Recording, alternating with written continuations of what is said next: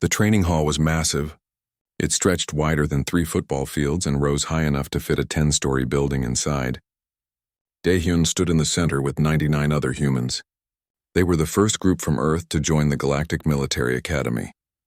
Around them, thousands of alien cadets watched from elevated platforms.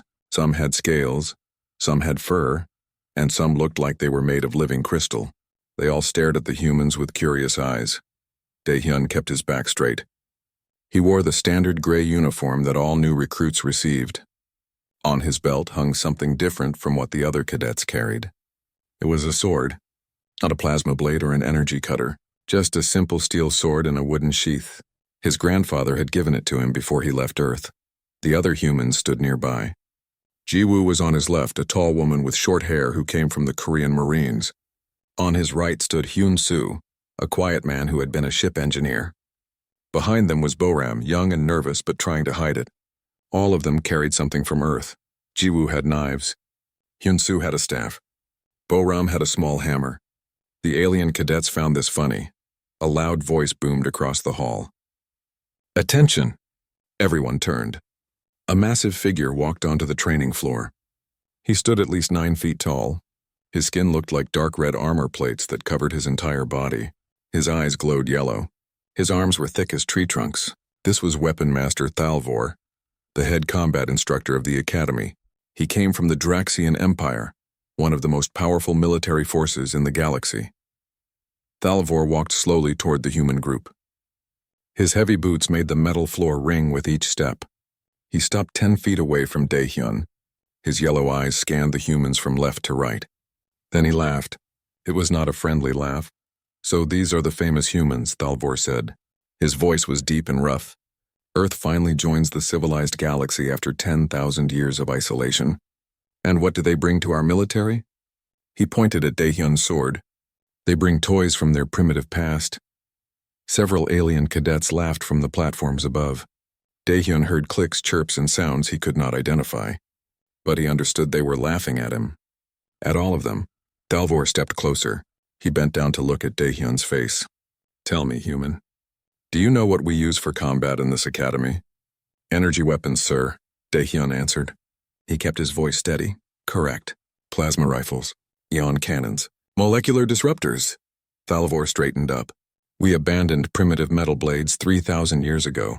They are useless against modern armor. They cannot pierce energy shields. They are," he paused, "ceremonial, decorative, something to hang on a wall." Daehyun said nothing. He had expected this.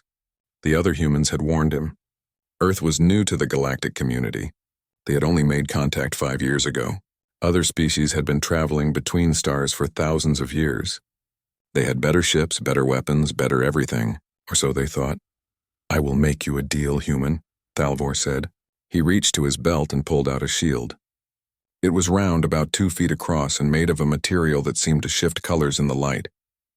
"This is my personal shield. It is made from quantum-forged alloy, the hardest substance in known space. 37 different species have tried to damage it. All have failed." He held the shield out toward Daehyun. "If your primitive sword can make even the smallest scratch on this shield, I will personally train all humans in advanced combat. You will have full access to every weapon system and fighting technique we possess." He smiled, showing teeth that looked like knives. "But when you fail, you humans will accept your place. Support roles only. Medical staff, technicians, cargo handlers. No combat positions." The hall went completely silent. Thousands of alien eyes watched. Daehyun could feel his heart beating faster. This was not just about him anymore. This was about every human who wanted to serve. About Earth's reputation. About whether his species would be seen as warriors or weaklings. He looked at the shield. It seemed to glow with an inner light. He could see energy patterns moving across its surface like oil on water. This was not simple metal. This was technology far beyond what Earth could make. Jiwoo leaned close to his ear. "You don't have to do this," she whispered. "We can find another way." But Daehyun knew there was no other way. Thalvor had made this challenge in front of everyone. If Daehyun refused, the humans would look like cowards.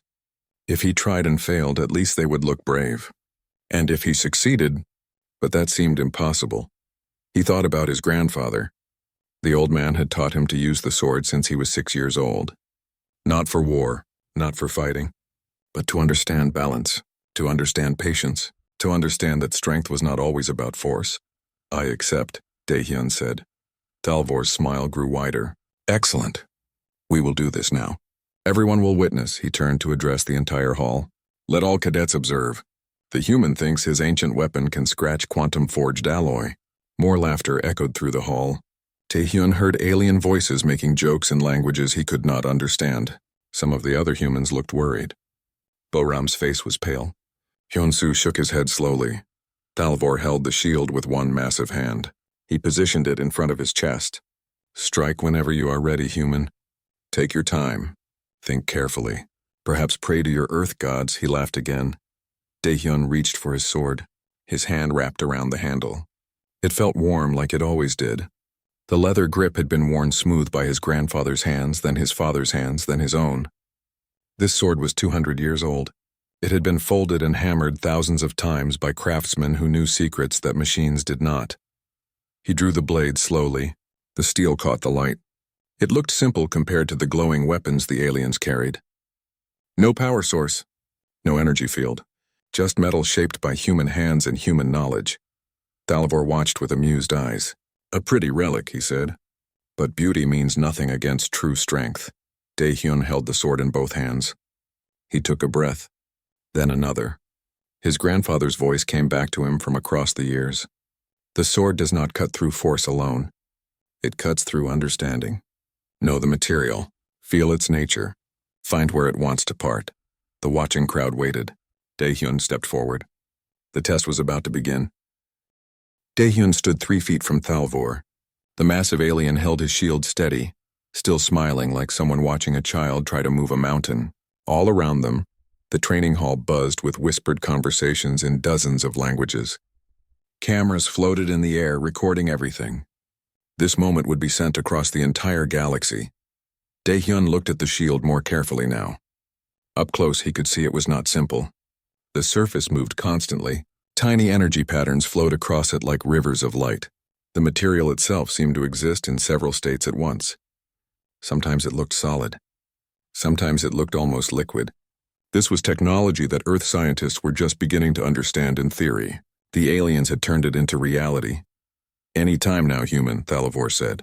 His voice carried across the silent hall. Or perhaps you wish to surrender? There is no shame in recognizing superior craftsmanship. Daehyun did not answer. He raised his sword slowly. The blade pointed at the sky first, then he brought it down to a middle position. His grandfather had taught him 12 basic positions. Each one had a purpose. Each one taught something about balance and flow. He closed his eyes for a moment. The noise of the hall faded. He thought about the sword in his hands. His grandfather had explained how it was made. The steel had been folded over and over. Each fold doubled the layers. After 13 folds, there were thousands of layers. After 20 folds, there were more than 1,000,000 layers pressed together so tightly they became one. But they were still many layers. And between those layers existed something special. The carbon atoms arranged themselves in patterns. Some layers were hard, some were flexible. Together, they created something stronger than either property alone. The blade could bend without breaking. It could hold an edge sharper than glass. And it could do something else, something his grandfather had shown him once long ago. Daehyun opened his eyes. He looked at Talvor's shield again. Quantum-forged alloy, the hardest substance in known space, created by crushing atoms together under impossible pressure while manipulating their quantum states. The result was a material that could not be broken by normal means. Energy weapons scattered off it. Kinetic weapons bounced off it. Molecular acids could not dissolve it, but Daehyun was not thinking about breaking it. He was thinking about something his grandfather had said. Every material has a song. Find the right note and the material will listen. He had been 12 years old when his grandfather showed him. They stood in the workshop behind the old house. His grandfather held a glass cup. He tapped it with a metal spoon. The cup rang with a clear note. Then his grandfather hummed. He matched the note exactly. He hummed louder. The cup began to shake. Then it cracked, a single line from top to bottom. This is resonance, his grandfather had said. Every material vibrates. Find its frequency and you can affect it without force. This is old knowledge. older than machines, older than computers. This is what humans learned when we had nothing but our senses and our patience. Daehyun adjusted his grip on the sword. The aliens had powerful technology. They could do amazing things. But they had skipped steps. They had jumped from primitive tools to advanced technology quickly because they shared knowledge across the galaxy. They never had to spend 10,000 years isolated on one planet, forced to understand every detail of how materials worked. Humans had spent those 10,000 years. They had studied metals in ways the aliens never needed to. They had learned to hear the difference in steel by how it rang. They had learned to see stress patterns in wood by how light passed through it. They had learned to feel the quality of stone by how it warmed in their hands. "I am waiting," Talavor said. He sounded less amused now, more impatient. "Strike the shield, human. Show us what your primitive weapon can do." Daehyun moved, but he did not strike hard. Instead, he brought the blade down gently against the shield's surface. It touched so lightly that it barely made contact. Then he drew it slowly across the face of the shield. Not cutting, not pressing. Just touching, the sword made a sound, a soft high note. It was so quiet that most of the aliens in the hall could not hear it. But Daehyun heard it. He listened carefully. The note changed slightly as the blade moved across different parts of the shield. Here it was higher. There it was lower. The shield was not uniform. Even quantum-forged alloy had slight variations. Talavor frowned. "What are you doing? This is not a test of your ability to caress my shield. Strike it." But Daehyun ignored him.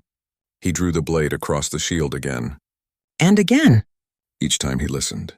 Each time he learned more about the shield's structure. The quantum-forged alloy was amazing technology, but it was still matter, and all matter vibrated at specific frequencies. The other humans watched carefully. Jiwoo understood first. Her eyes went wide. She had trained in similar techniques with her knives, though she had never tried them on anything like this. Hyunsoo nodded slowly. As an engineer, he knew about resonance, about how bridges could collapse if soldiers marched in step, about how singers could shatter glass, about how everything had a natural frequency that could be exploited. Daehyun found what he was searching for.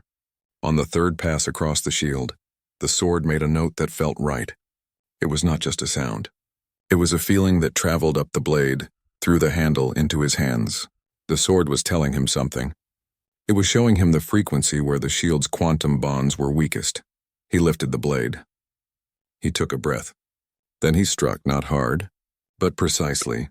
The sword's edge met the shield at exactly the right angle, moving at exactly the right speed. And as it touched, Daehyun did something his grandfather had taught him. He twisted his wrist slightly, causing the blade to vibrate. The vibration was tiny. No one could see it. But the sword transmitted it into the shield, and the shield responded. The quantum bonds that held its atoms in their impossible arrangement encountered a frequency that matched their own resonance. For just a fraction of a second, those bonds loosened. The sword's edge slipped into the surface of the shield. Not deep, only a fraction of a millimeter. But it was enough. Daehyun drew the blade smoothly downward, maintaining the exact same frequency, the exact same pressure. The sword moved through the shield's surface like a brush through paint. He made a line. Then he lifted the blade and made another line. Then another. He was not cutting through the shield. He was writing on it. The movements were controlled, practiced. He had written these characters 10,000 times in practice. The sword danced across the shield's face, leaving trails of light where the quantum bonds rearranged themselves. Thalavor's smile vanished. His yellow eyes widened. He looked down at his shield, at the marks appearing on its surface. Impossible marks. His mouth opened, but no words came out. The alien cadets in the platforms above went silent. The whispered conversation stopped. Everyone stared at the shield, at the Korean characters appearing on its quantum-forged surface, characters that spelled Daehyun's name.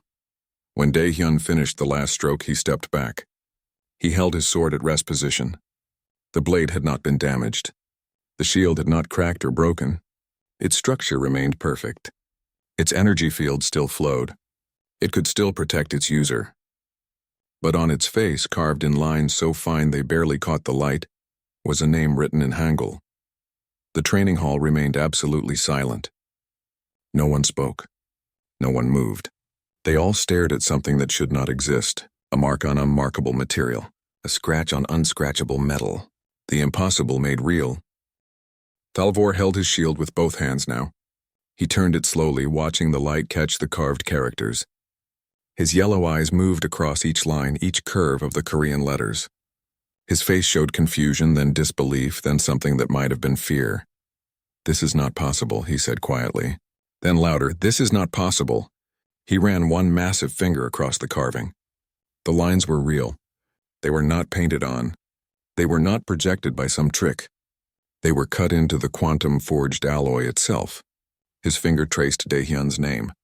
The alien's hand trembled slightly. The watching cadets erupted in noise. Aliens stood up on the platforms. Some shouted questions in their languages. Others pointed at the shield. Flying cameras moved closer, zooming in on the carved surface. Within seconds, the images would reach every corner of the galaxy. A thin alien with blue skin and 4 arms jumped down from a platform. She wore the insignia of a material science instructor. She rushed to Thalvor and grabbed the shield from his hands. Her 4 eyes examined it from every angle. She pulled out a small device and scanned the surface. The device beeped and flashed red lights. "The molecular structure is unchanged," she said in a high, fast voice. "The quantum bonds are stable. The defensive properties are intact, but the surface layer has been rearranged. The atoms have been moved." She looked at Daehyun with all 4 eyes. "How did you do this?" Before Daehyun could answer, more aliens came down from the platforms. Scientists, engineers, military officers. They crowded around the shield, scanning it with various devices, arguing in multiple languages. A tall alien with gray fur kept shaking his head and saying something that sounded like impossible in his language. The human cadets moved closer to Daehyun. Jiwoo stood at his right shoulder, Yunsu at his left. Bo-Ram and the others formed a loose circle around him. They did not speak, but their presence was clear. Whatever happened next, they stood together. An old alien pushed through the crowd. She looked like she was made of dark green stone. Her movements were slow but powerful. Everyone stepped aside for her. Daehyun recognized her from the academy orientation. This was Dean Krelzon, the head of the entire military academy. She had lived for 800 years and commanded fleets in a dozen wars. Dean Krelzon took the shield from the blue scientist. She held it close to her face. Her eyes, which looked like polished black marble, studied the carved name. For a long moment, she said nothing. The crowd went quiet again. "Weapon Master Thalvor," she said finally. Her voice sounded like rocks grinding together. "You made a challenge, a deal. The human has met your terms. The shield is scratched. It is more than scratched. It is marked in ways our instruments say should be impossible." Thalvor's face darkened. "Dean Krelzon, surely you see this changes nothing. It is a trick. Some kind of human deception. Perhaps the sword has a hidden energy projector. Perhaps, do you call me a liar?" Daehyun's voice was quiet, but it cut through Thalvor's words like his sword had cut through the shield. "Do you say I cheated?" The training hall went silent again. Challenging an instructor was serious. Calling an instructor a liar could mean expulsion. But Daehyun stood straight, his hand still holding his sword. His face showed no fear. Thalvor took a step toward him. The alien towered over Daehyun, massive and powerful. "I say that what you did should be impossible. I say that in 3,000 years no one has marked quantum-forged alloy with a primitive blade. I say, you say you do not understand how it was done," Dean Krelzon interrupted. "That is not the same as saying it did not happen." She held up the shield. "This is your personal shield, Weapon Master. You brought it yourself. You offered it yourself. You made the challenge yourself. Now you must honor your word." Thalvor's jaw clenched. His yellow eyes burned with anger. But he could not argue with the dean. He had made the deal in front of thousands of witnesses. The recordings were already spreading across the galaxy. If he broke his word now, his honor would be destroyed. "Very well," he said through his teeth. "The humans will receive combat training." "Full combat training," Dean Krelzon said. "You promised access to every weapon system and fighting technique. I will hold you to that promise, Weapon Master." Thalvor's hands became fists, but he nodded once. Then he turned and walked away from the crowd. His heavy boots rang against the metal floor. Aliens moved aside to let him pass. He disappeared through a doorway and the door slammed shut behind him. The dean looked at Daehyun. Her stone face showed no expression, but her eyes seemed curious. "What is your name, human?" "Daehyun Dean Krelzon. Just Daehyun. No family name, no rank." My family name is Kim Dean, but I prefer to use my given name. And I have no rank. I am just a recruit, the Dean nodded slowly. You are not just anything, Recruit Kim Dae-hyun. You have done something unprecedented. In 800 years, I have never seen quantum-forged alloy marked by a simple blade.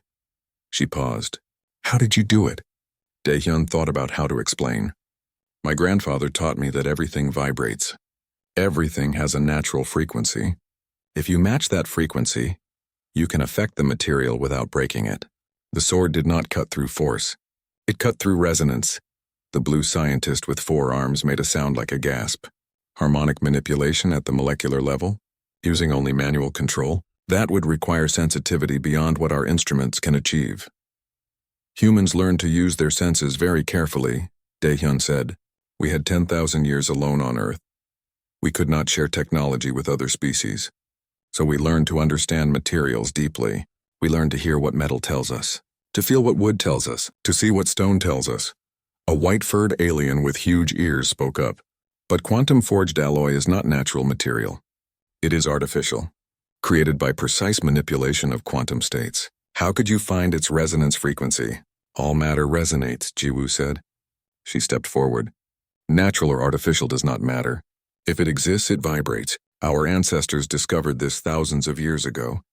They used it to shape metal, to fire pottery, to cut stone. We just applied old knowledge to new materials. Dean Krelzon looked at the other human recruits. Can all of you do this? We can try, Hyun-soo said. We all trained in traditional crafts. Not exactly the same as Dae-hyun, but similar principles. The dean handed the shield to the blue scientist. Study this. Find out exactly what happened. I want a full report. Then she looked at Dae-hyun again. You have given Earth an unexpected reputation, Recruit Kim. The galaxy will be talking about this for years.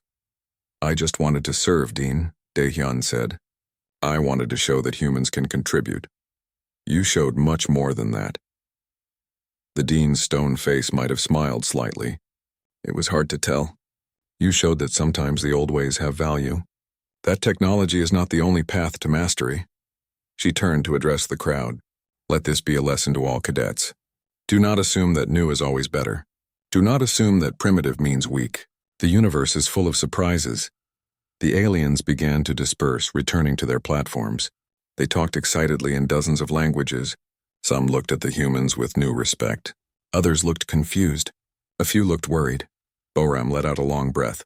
I thought we were finished. I thought we would be cleaning toilets for the next 4 years. We are not finished, Jiwoo said.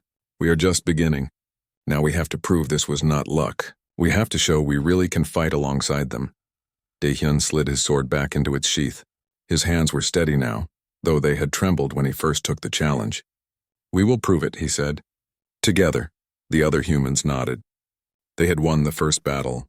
But the real war, the war to earn true respect, was just starting. 3 weeks passed since the challenge. The Academy buzzed with activity as news of what happened spread across the galaxy. Ships arrived bringing journalists, scientists, and military observers from 100 different worlds. Everyone wanted to see the humans who could mark the unmarkable. Dae-hyun sat in a laboratory with 5 other humans and a dozen alien scientists. The blue scientist with 4 arms, whose name was Dr. Veltana, had asked them to demonstrate their abilities.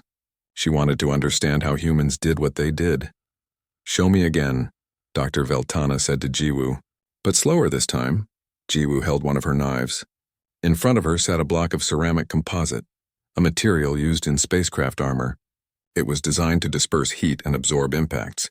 Normally it required diamond-tipped saws to cut. Jiwoo closed her eyes. She tapped the ceramic block with the knife's tip. Tap, tap, tap.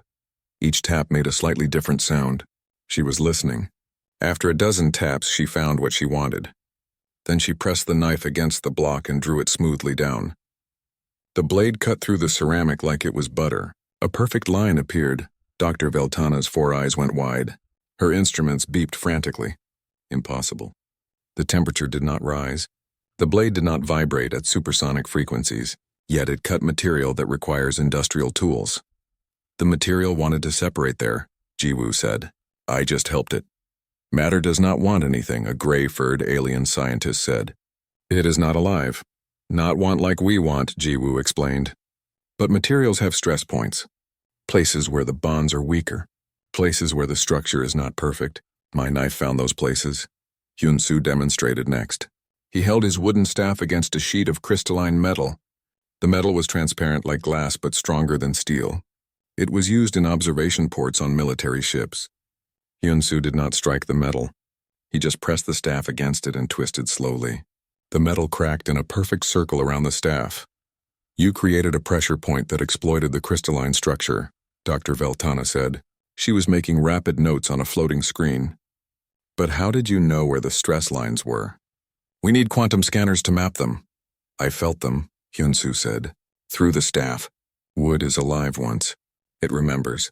It can feel things that dead metal cannot. The alien scientists looked at each other. Some made sounds that might have been laughter or might have been disbelief. The idea that wood could feel seemed ridiculous to them. But they could not argue with results. Boram's turn came.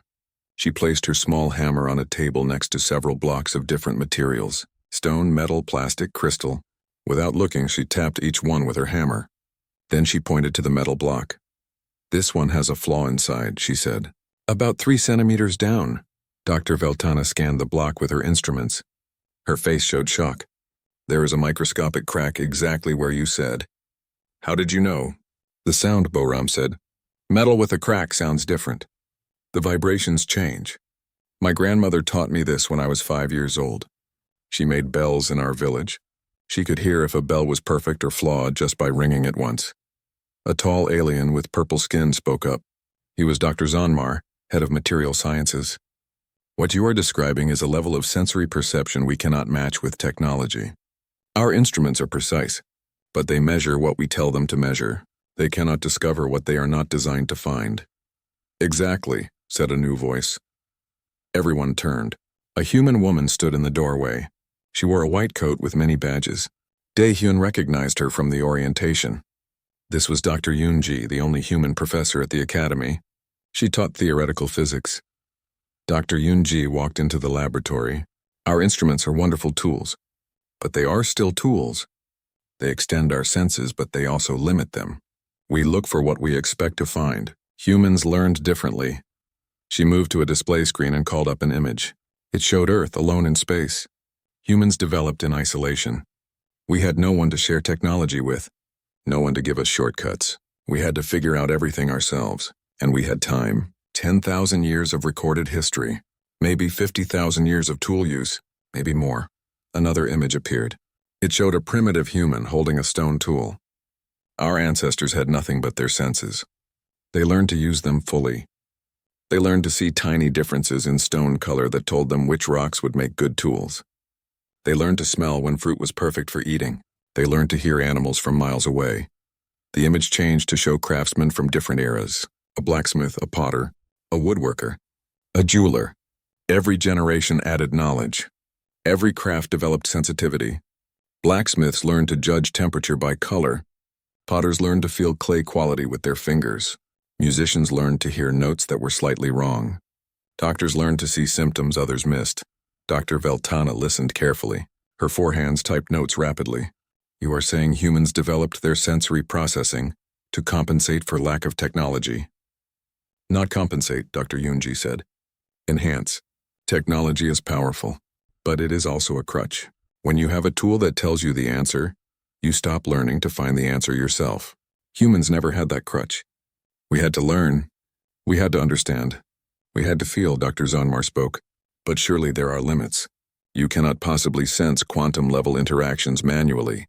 Not quantum level, Dr. Yoon-ji agreed. But we can sense the effects of quantum interactions. When Dae-hyun found the resonance frequency of that shield, he was not detecting individual quantum states. He was feeling the collective behavior of trillions of atoms. The pattern they made, the song they sang together. She pulled up another image. This one showed a traditional Korean sword being made. Look at this process. The steel is folded hundreds of times. Between each fold, the smith listens to the metal.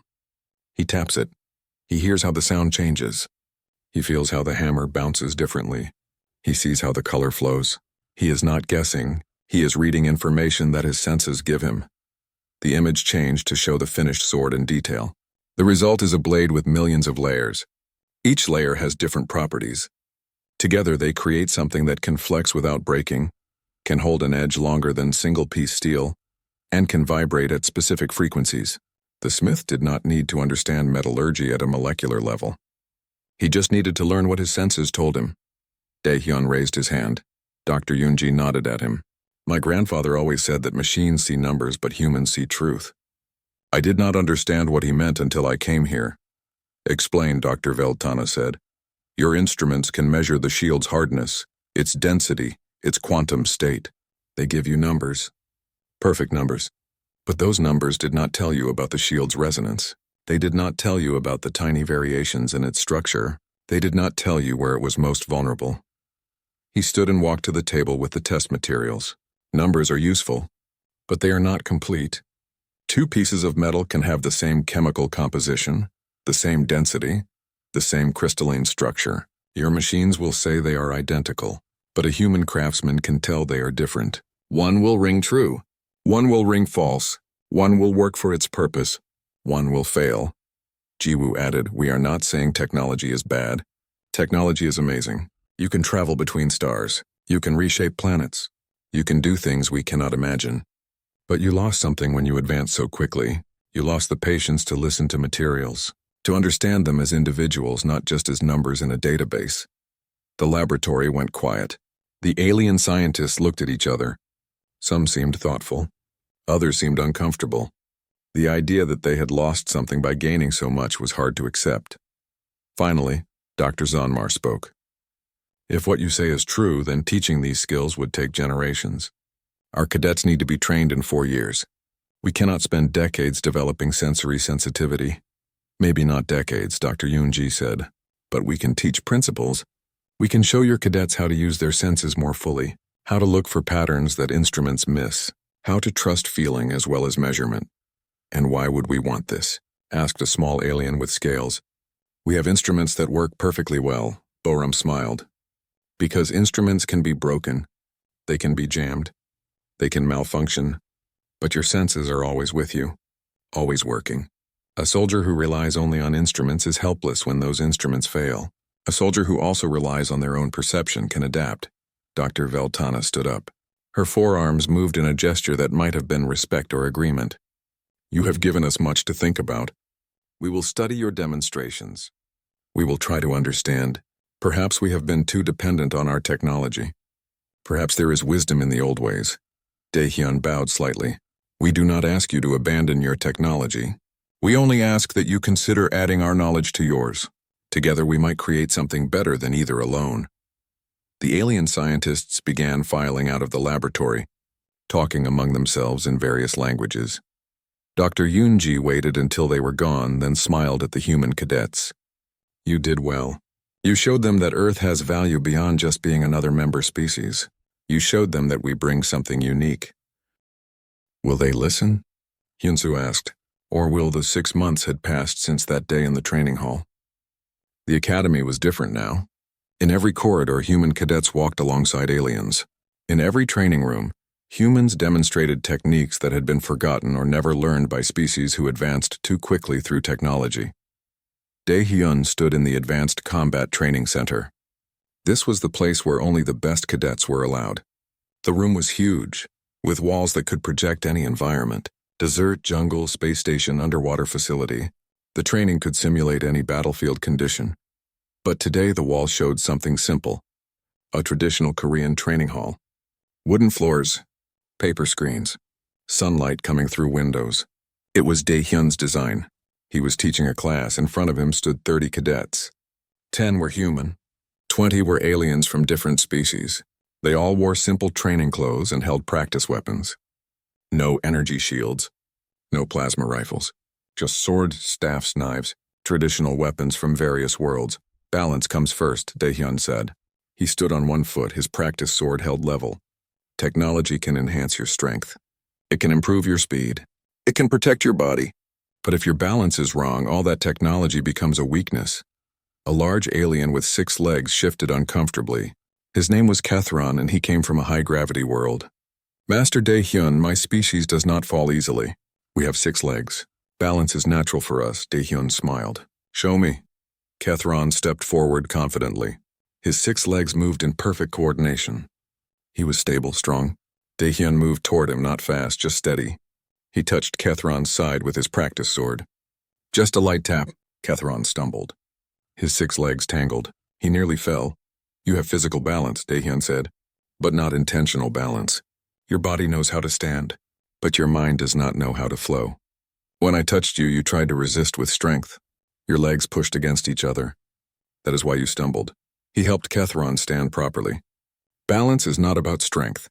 It is about awareness, about knowing where your center is, about moving with change rather than against it.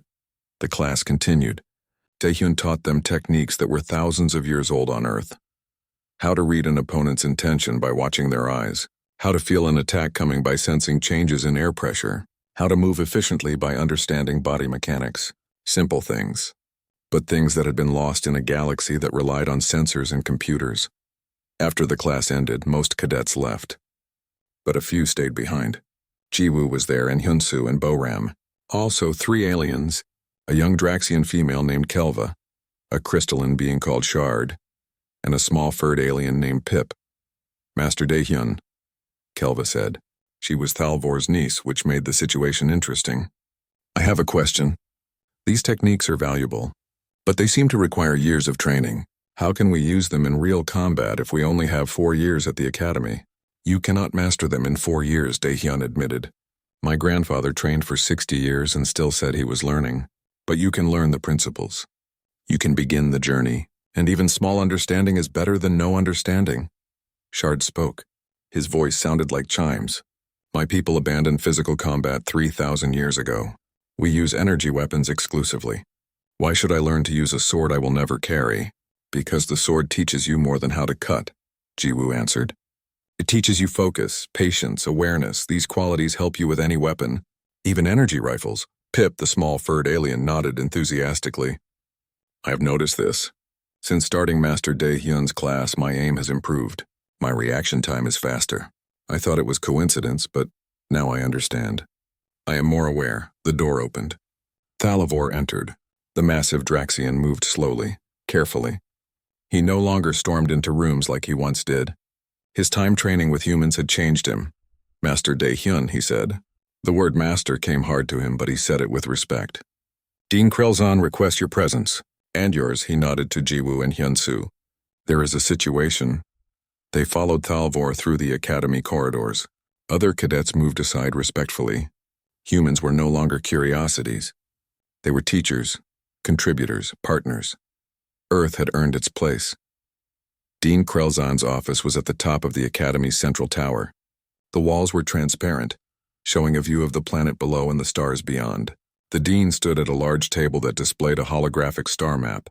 Thank you for coming quickly, she said. Her stone face showed concern. We have received a distress call from a mining colony in the Velour system. The colony is under attack by raiders. A rescue force is being assembled. I want humans included in the team. Daehyun felt his heart beat faster. This would be their first real mission. Not a training exercise. Not a demonstration. Actual combat, what are the conditions? Jiwoo asked, her voice steady. Dean Krelzon touched the hologram. It zoomed in on a planet. The mining colony is underground. Deep tunnels. The raiders have jammed all electronic systems. Communications are down. Sensors are blind. Energy weapons are unreliable in the mineral-rich environment. So technology is limited, Hyunsu said. But human skills are not. Exactly. The dean looked at each of them. Our soldiers are trained to rely on their instruments. In an environment where instruments fail, they become vulnerable. But you have taught us that there are other ways to perceive, other ways to fight. Thalvor stepped forward. I am leading the rescue team. I have selected 20 of my best soldiers. I request that 10 humans join us, including you 3. It was a strange moment. 6 months ago, Thalvor had mocked them. Now he requested their help. The alien's pride had been wounded when Daehyun marked his shield. But instead of holding a grudge, Thalvor had learned. He had attended human training sessions. He had practiced traditional techniques. He had opened his mind. We accept, Daehyun said. When do we leave? In 2 hours. Prepare your equipment. Bring your traditional weapons. We will provide armor and basic supplies. But in those tunnels, your swords and knives may be more useful than our plasma rifles. They left the dean's office and headed to the equipment bay. Boram was waiting there with other human cadets. News traveled fast in the academy. We heard you were going on a mission, Boram said. Real combat. Yes, Jiwoo answered. Underground, where our skills will be tested. Boram handed Daehyun his sword. The real one, not the practice version. Then you will need this. Show them what Earth can do. Daehyun took the sword. It felt right in his hand. Like greeting an old friend. He checked the blade. Perfect, sharp, ready. Other humans gathered around. Some helped prepare equipment. Some gave advice. Some just offered encouragement. They were a team now. A community. When one human went into danger, all humans cared. 2 hours later, Daehyun stood in the landing bay with 30 soldiers. 20 aliens of various species. 10 humans. They boarded a fast assault ship. The ship lifted off smoothly and accelerated toward the stars. During the flight, Thalvor gathered everyone for a briefing. The raiders are using the tunnels against us. They know we cannot scan through the mineral deposits. They know our weapons are weakened by interference. They expect us to be blind and weak. But we will not be blind, Kelva said. She was part of the team, eager to prove herself. The humans will guide us. We will work together, Daehyun corrected. Your strength, our sensitivity. Your technology where it works, our skills where it does not. We are one team. The ship arrived at the mining colony. From orbit, they could see damage. Buildings destroyed, fires burning, the distress beacon flashing weakly. They landed near the main tunnel entrance. The raiders had not expected a response so quickly. The rescue team moved fast. Thalvor led them into the darkness. Inside the tunnels, everything changed. The lights barely worked. Communication devices crackled with static. Sensors showed nothing but noise. The alien soldiers looked uncertain. Their instruments told them nothing useful, but Daehyun felt calm. This was an environment where human skills mattered. He listened to the echoes in the tunnel. He felt the air currents on his face. He smelled the subtle scent of people ahead, things his ancestors had learned to sense when they had no technology at all. Raiders ahead, he whispered. Around the next corner. 4 of them. Maybe 5. How can you know? A soldier asked. I can hear their breathing, smell their sweat, feel the warmth they create in the air. Thalvor signaled his team. They moved silently. When they rounded the corner, the raiders were exactly where Daehyun said. Surprise was complete. The fight was over in seconds. They continued deeper. Again and again, human senses found what alien instruments could not. Jiwoo detected tripwires by feeling air displacement. Hyunsu identified unstable tunnel sections by tapping walls with his staff. Boram found hidden doors by listening to how sound echoed differently. The alien soldiers began to understand. They began to trust. They began to use their own senses more carefully, learning from the humans beside them. After 3 hours, they reached the trapped miners. 37 people alive but frightened. The raiders fled when they realized the rescue team was not handicapped by the dead instruments. They had expected easy prey. Instead, they found hunters who did not need sensors to hunt.